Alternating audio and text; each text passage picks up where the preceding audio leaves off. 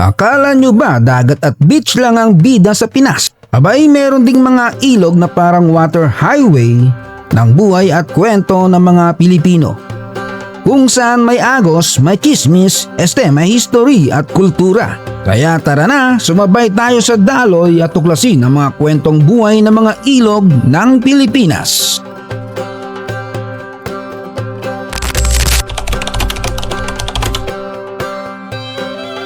Tito John's TV. Welcome sa Bohol, ilog na may buffet habang umaandar ang bangka.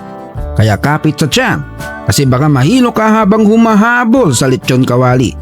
Ang Lubok River ang isa sa pinaka-iconic na tourist spot sa Bohol. Galing pa sa bayan ng Carmen ang source nito at dumadaloy hanggang sa bayan ng Lubok. Pero ang tunay na star ng ilog na to, yung mga floating restaurants. Imagine mo kakain ka ng humba, adobo at puto maya habang gumagalaw ang paligid mo. Kung medyo lasing ka pa sa tuba, baka akalain mo nag-time travel ka. Hindi lang pagkain, may live music pa sa bangka. Minsan folk song, minsan dance number pa ng mga locals. At habang kumakain ka, makikita mo rin ang Lubok Church. Isa sa pinakamatandang simbahan sa Pilipinas. Kaya parang all-in package, pagkain, tanawin at kasaysayan.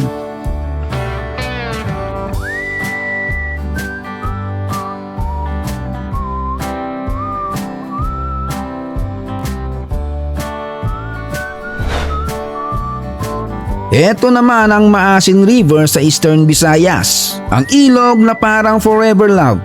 Steady kahit anong season.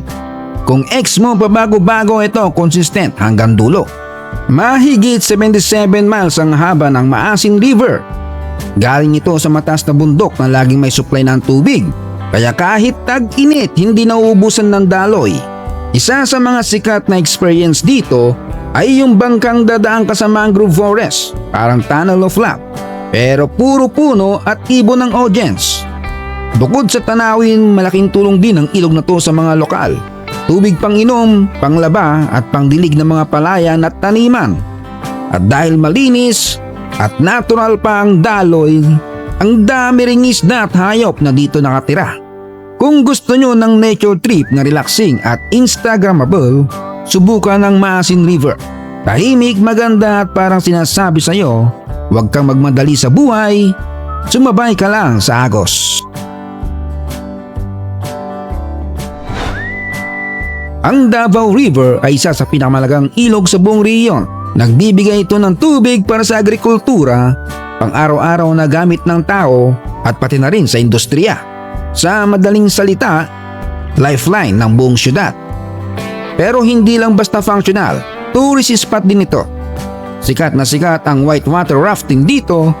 Bukod pa rito, daming tanawin sa paligid, bundok, gubat at wildlife. Kaya nature plus thrill combo na talaga. Kung ex mo mahilig magdrama, dito ko na lang magpa-rapids. Mas thrilling, less sakit sa puso, parang buhay minsan kalmado, minsan biglang alon. Ang mahalaga, huwag kang tatalon sa gitna. Kung gusto nyo ng adventure at may kasamang dagundong ng tubig at dagundong ng sigaw mo, Davao River ang sagot. Pangalan pa lang alam mo na, hindi napipigilan, tuloy-tuloy ang daloy. Parang utang ni kumare, walang katapusan. Ang Agos River ay nasa Caraga Region. Mga 12 miles lang ang haba pero malaki ang ambag. Ang pinagmulan nito, galing sa virgin forest at matataas na bundok.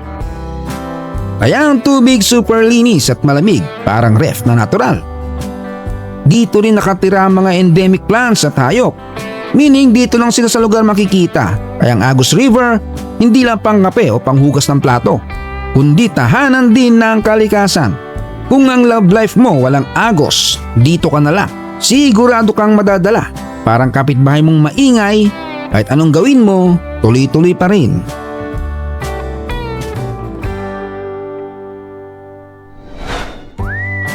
Eto naman ang Bitbit River.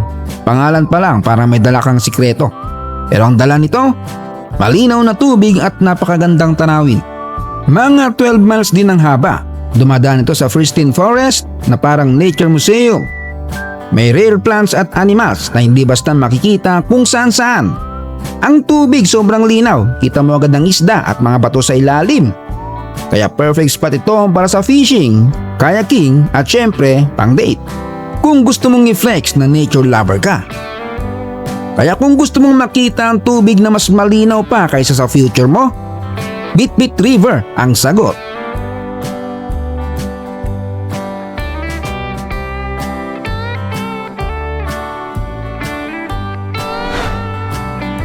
Eto na ang Agno River, hindi lang tubig, kundi kuryente rin ang dala. Kaya kung wala ito, baka brown out buong Northern Luzon.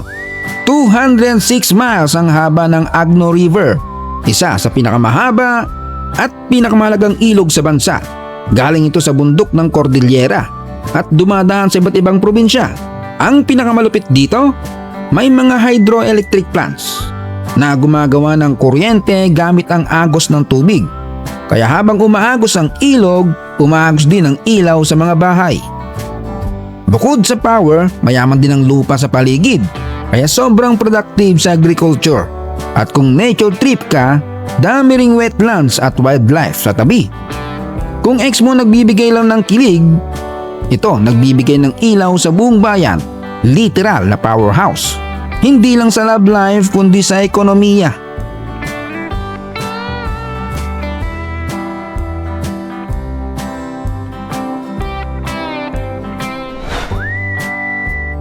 Hindi siya top 10 sa laki pero pasok pa rin sa top 20. Parang crush mong di sikat pero special pa rin.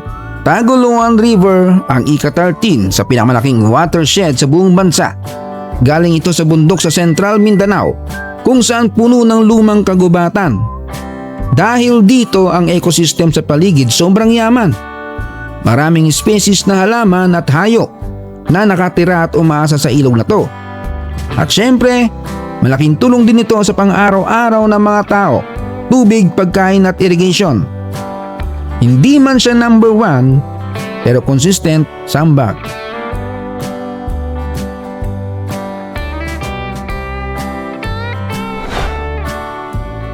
Ito na ang hari ng lahat ng ilog sa Pilipinas, ang Cagayan River. Kung may Miss Universe sa mga ilog, automatic panalo na to. 339 miles ang haba, pinakamahaba sa buong bansa. Ang watershed nito, higit 10,000 square miles. Imagine mo, milyong tao umaasa dito sa tubig para sa inumin, taniman at pamumuhay. At syempre sobrang ganda ng tanawin. Nasa pagitan ng bundok, flat valley sa gitna, majestic ang vibes. Kaya saludo tayo sa hari ng ilog, ang tunay na water highway ng Luzon.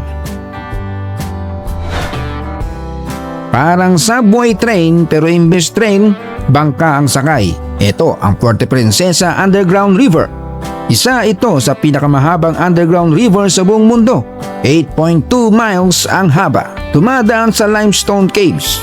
UNESCO World Heritage Site din ito. Kaya sikat na sikat sa tourists all over the world. Imagine mo parang treasure hunt pero hindi ginto ang makikita kundi natural wonders.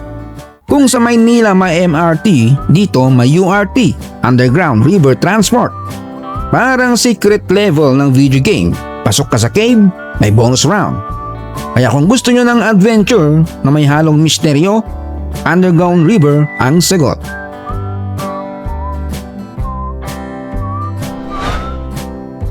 Ito na ang pinakamas mystical, ang Hinatuan Enchanted River.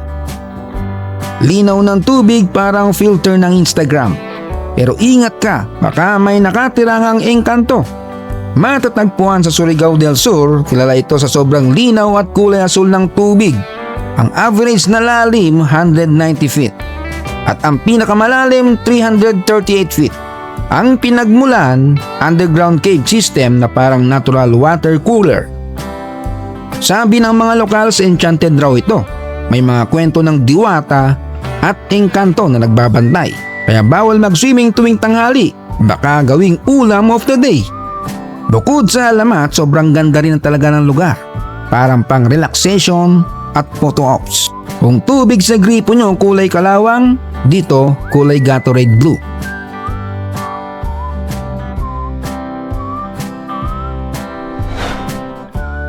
Gusto nyo ba ng tubig na mas malinis pa sa konsensya ng bagong binyag? Aba, dito na kayo sa Bugang River. One of the cleanest rivers sa buong bansa.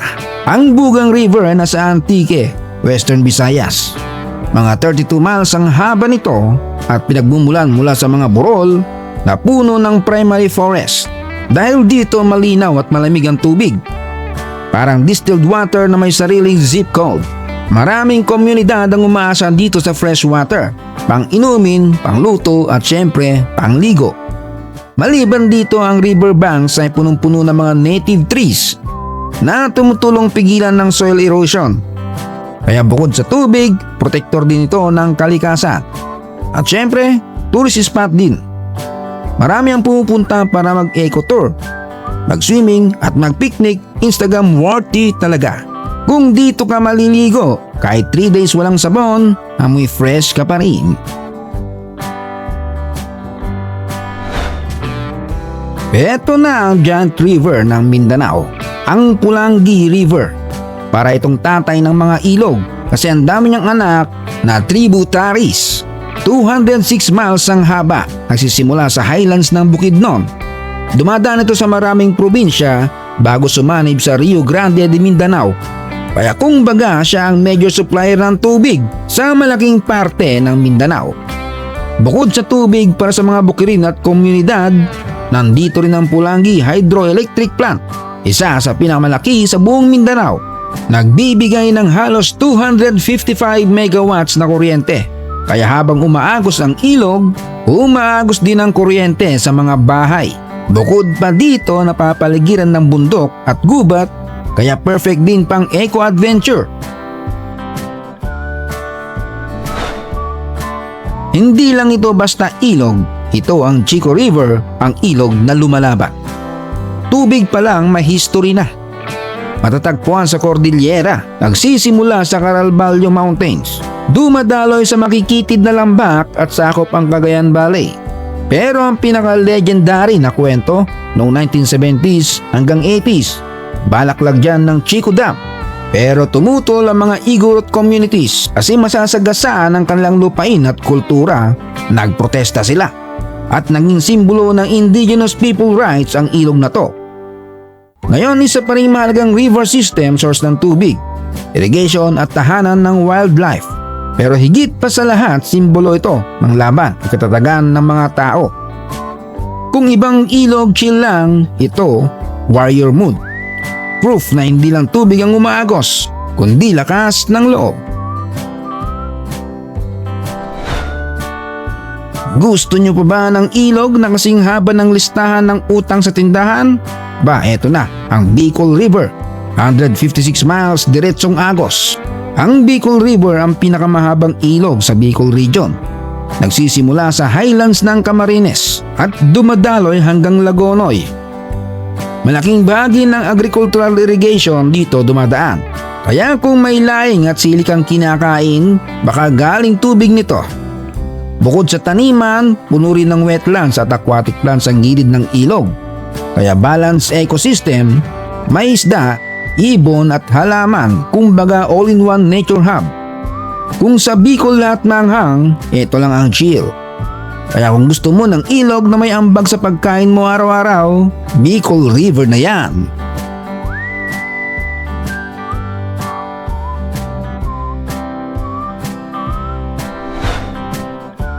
Ang ilog na to parang bagong laba. Bobonawan River. Linis, lamig at preskong-presko.